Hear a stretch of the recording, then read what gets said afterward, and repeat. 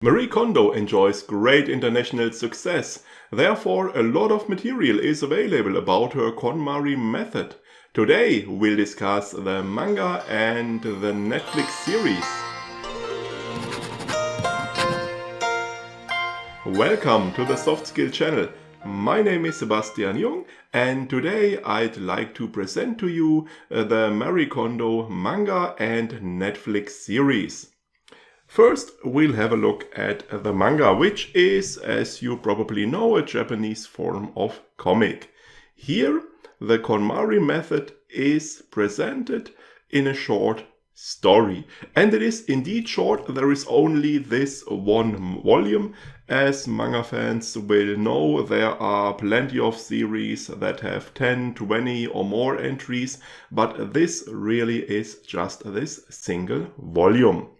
I do like the title. As you recall, Marie Kondo's book is called The Life-Changing Magic of Tidying, and this is the life-changing manga of tidying. I like this play of words. I find it funny. I'm easy to impress. What I was surprised to find out is that Marie Kondo is actually the author of this manga.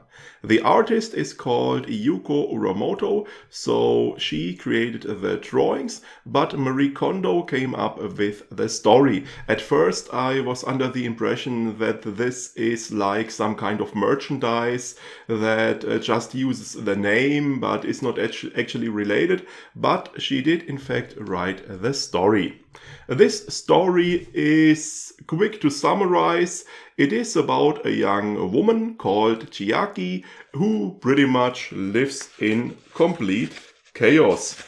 As we see right at the beginning, this is a great scene. And this chaos needs some cleaning up. So she hires Marie Kondo, KonMari, as a tidying coach. And KonMari helps her to get this chaos under control, to tidy up, according to the KonMari method.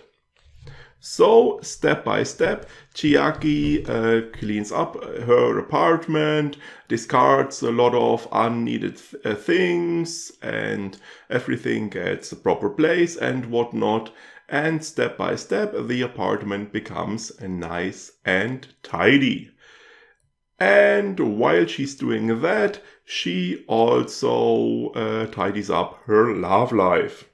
Because what Chiaki always does is she will get into the hobbies of the man she dates to get closer to them. So there was one guy who liked skiing, so she has some ski and a snowboard because of some other guy, and pottery equipment and painting equipment and whatnot. And of course this takes up a lot of space, and by finally discarding and getting rid of those leftovers of past relationships, she also finishes and gets some closure on these past relationships. She seems to stick to the method though, because now she has her eyes on the nice handsome neighbor who has a perfectly tidy apartment. This I found a bit strange, but well, why not?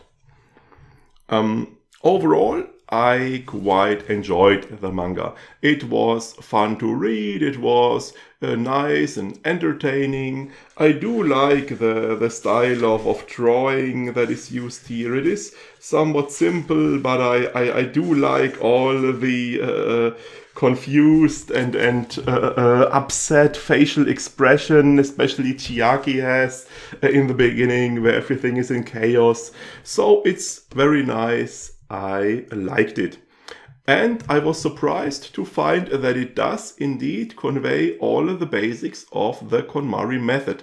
So after reading the manga, you should be able to tidy up your home as Marie Kondo explains in her KonMari method.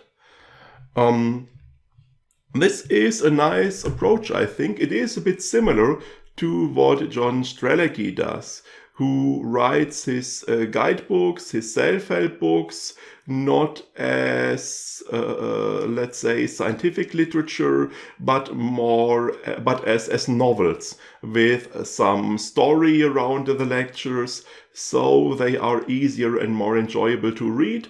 And this is also the case here. You get the information, but you also have some entertainment.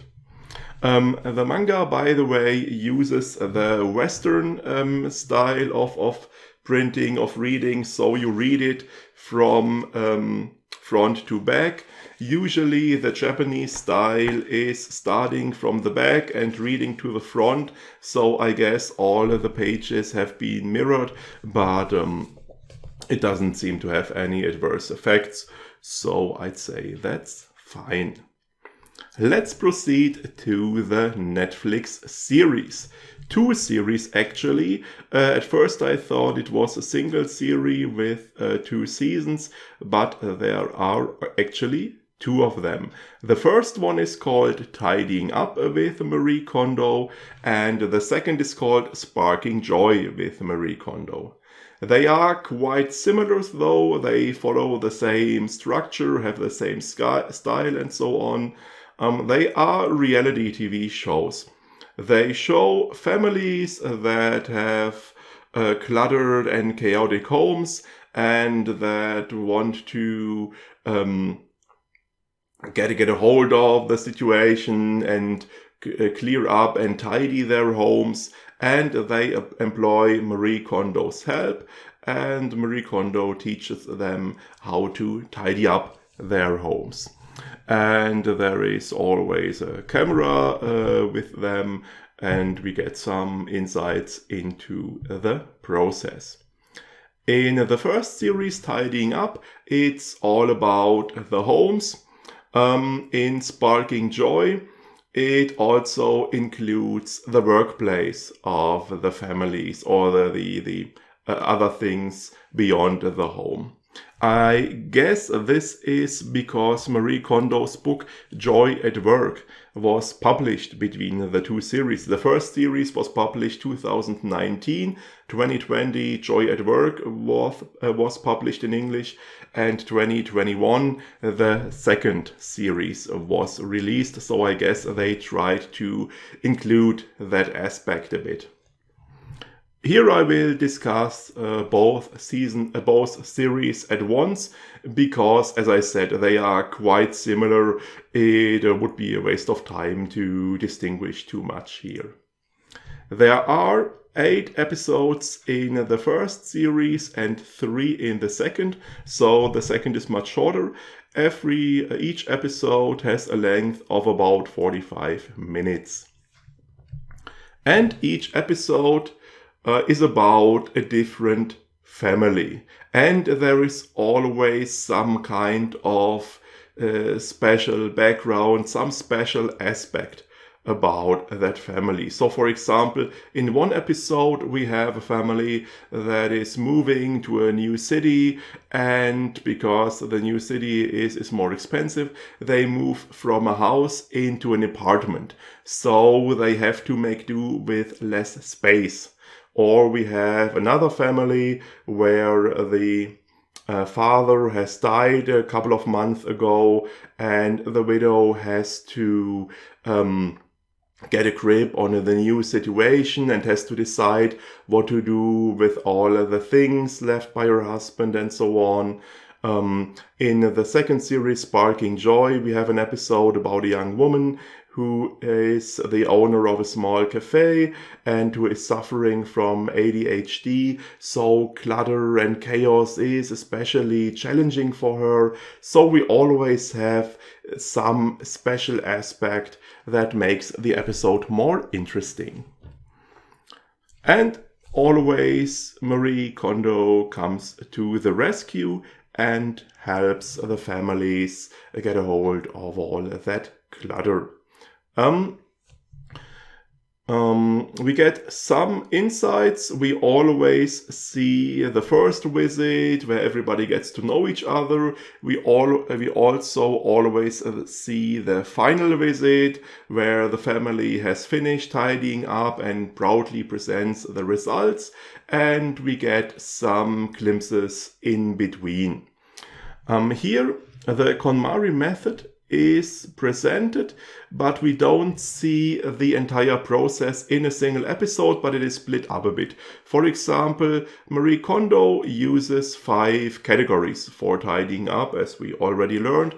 There are clothes, books, papers, miscellaneous things, or komono in Japanese, and sentimental items.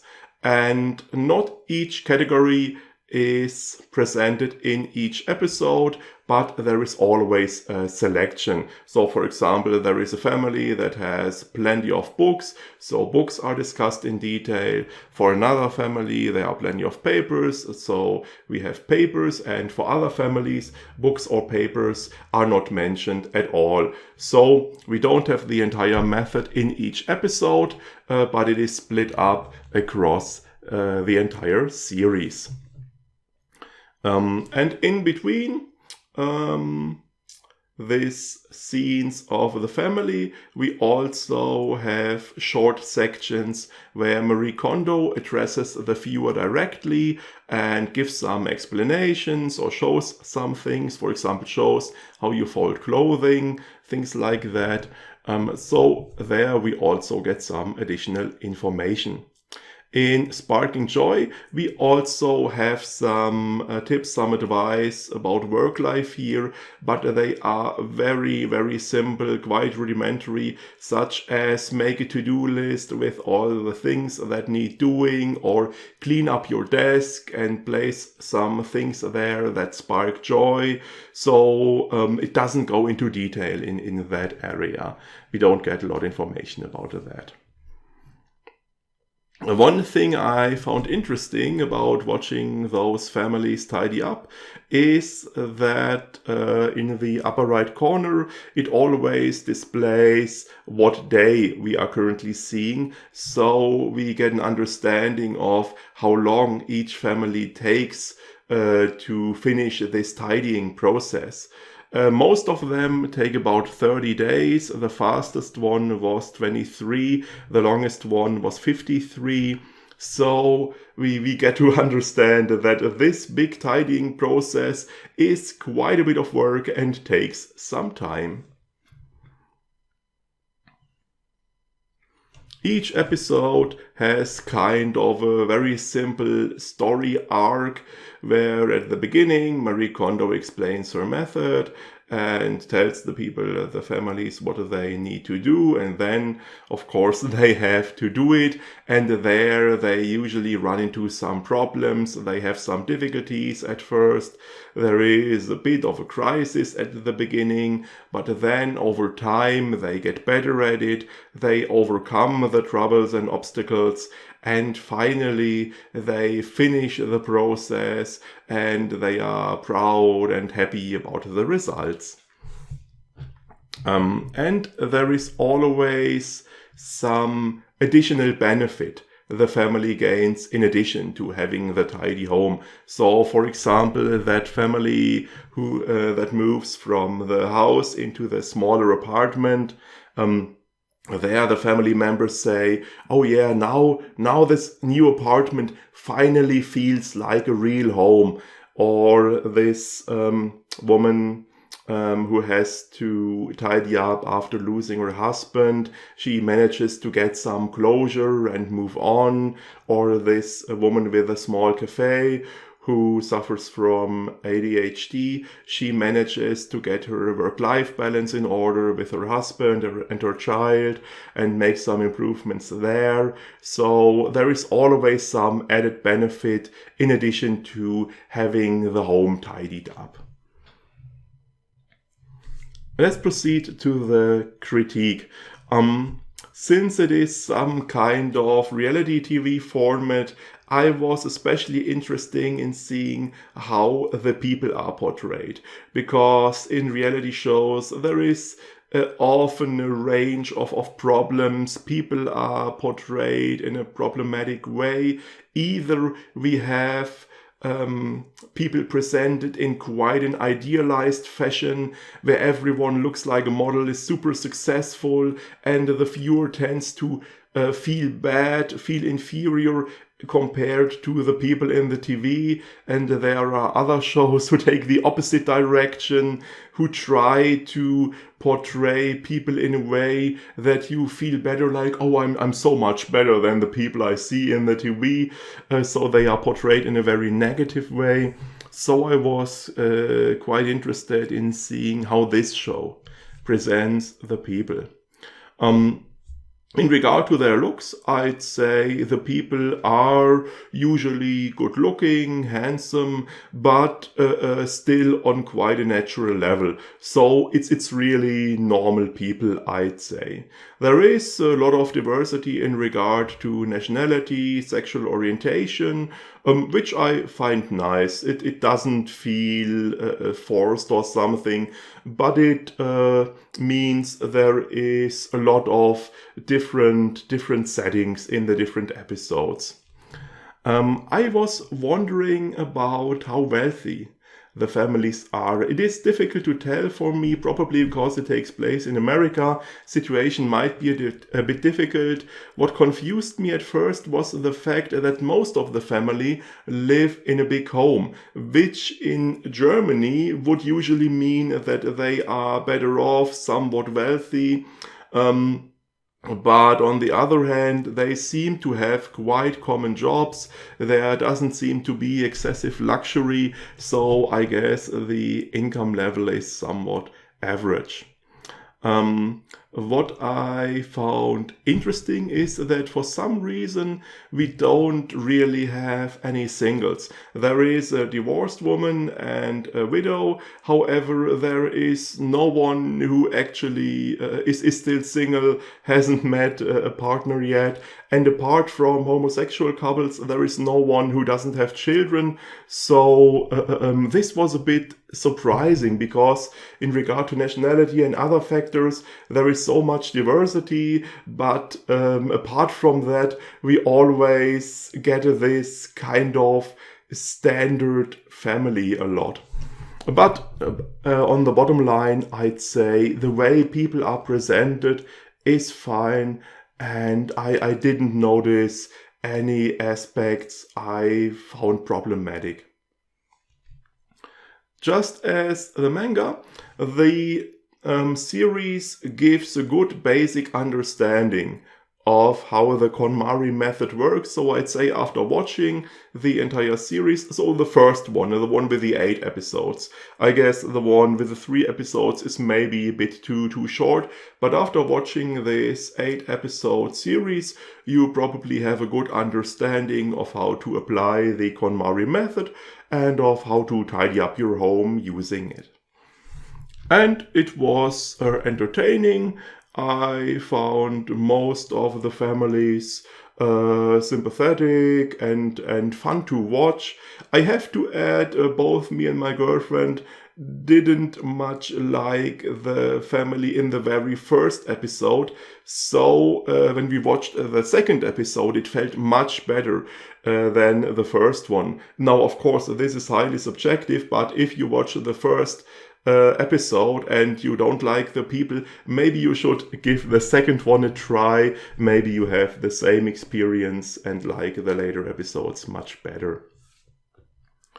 So I'd say the conclusion is, thanks to the big success Marie Kondo has and to how popular her method is, we have a wide range of materials to choose from. There isn't just the book, we also have the manga, we have the Netflix series and other materials, so we can choose what we like best.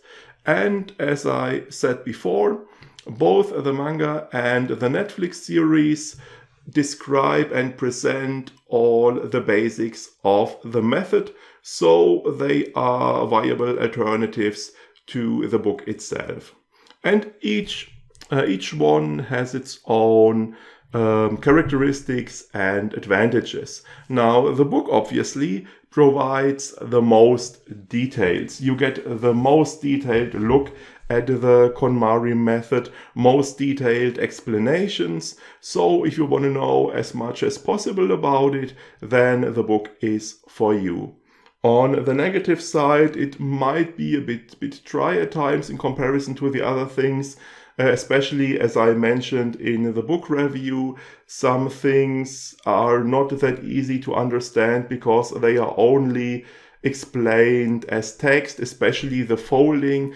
To understand how to fold using Marie Kondo's method in the book is a bit challenging. It's much easier in the manga, where you get some drawings, some illustrations, and also much easier in the series, where you actually see it in a video. Now, the manga is my personal favorite. It is the one that takes the least time, so it is quick to read. It is quite fun and entertaining. So this is very nice. The series has the advantage that you see Marie Kondo herself. So you get to see the person who came up with all of this and get some explanations from her directly. And it is also especially approachable, easy to get into, because you really get to see everything and you get a good impression of how everything works.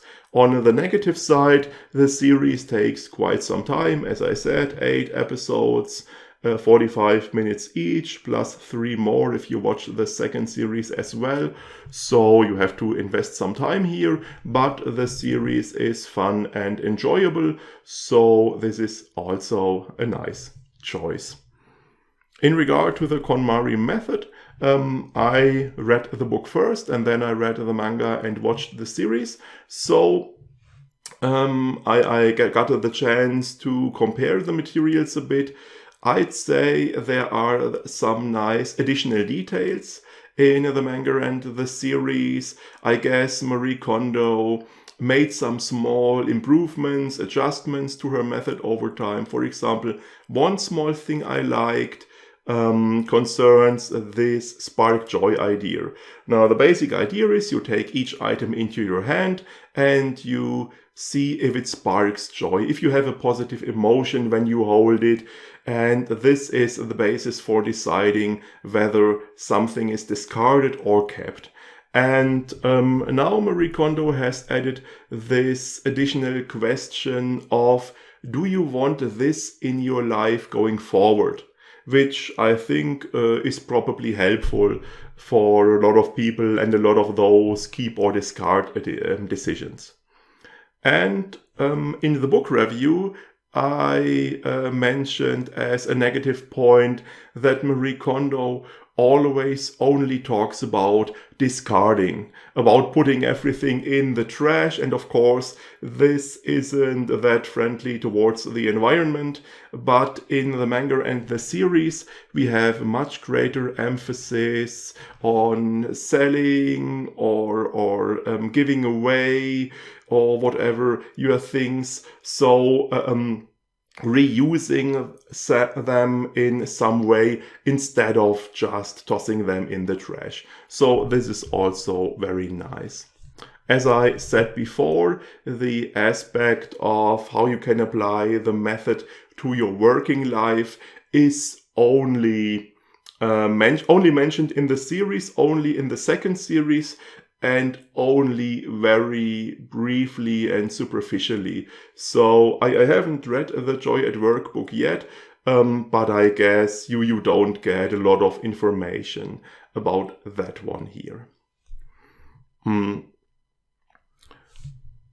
As I already said about the book, I think the method itself, the KonMari method, makes sense. I find all the assumptions quite reasonable. I think it is certainly worth giving it a try. However, I haven't tried it myself yet, so I can't speak from my own experience. However, I think it is certainly worth a try. In regard to the materials, I recommend that you choose the one that you like best, whether you prefer reading a manga, whether you want all the details, whether you like watching a series. I think each one will do fine in regard to presenting the basics of the method.